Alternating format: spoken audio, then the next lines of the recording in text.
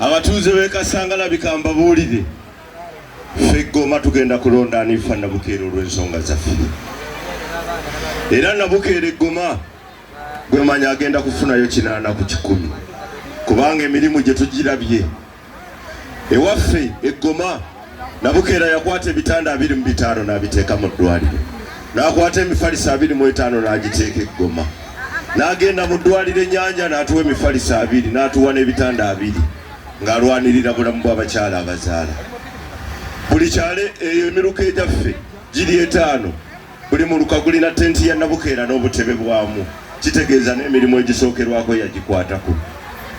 Ekyokusatu tubadde n'omukyala gwe mwagala ennyo abamu abasula ku mutima ewaffe atulimbye ebintu 5 era tetukyayinza yadde omukombya kalulu ne bwe munaaba mubuuze ewaffe tetumukkiriza kubayo nkuŋŋaana. Olukuŋŋaana olusooka lwe yali azze okukubayo esseeta mwaluwulira nga tumugoba yagamba abatuuze b'esseeta sigenda kuddamu basaba kalulu ng'akatale temukalina. Akatale mukyala yiga bwe yali akatutwalako yalinnya nnyonyi n'agenda bweru yagenda okukomawo kati abantu bakolera ku nguudo najja emisindye n'atugamba sigenda basaba kalulu ng'oluguudo luno oludde e Bukeerere lukyali lwa nfuufu lubadde mu bajeti 3 yagaana oddubanja n'atugamba ye tagenda wa mwami Katumba wamala mubanja luguudo era n'atugamba temuddanga mukumpa kalulu nga sireese luki kaakati situgenda kumuwa kalulu.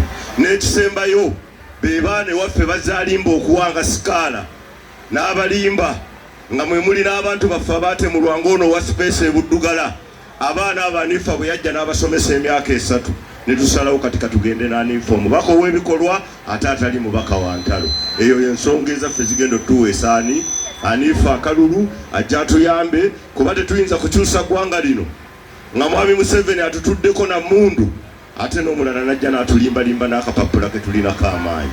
Kati tugenda kukozesa akapapula kaffe fono tumwejjeko n'oli tujja kumwejjako nga Kyagulanyi atukwatiddeko tutwale ne Nakyemaliro w'emmundu.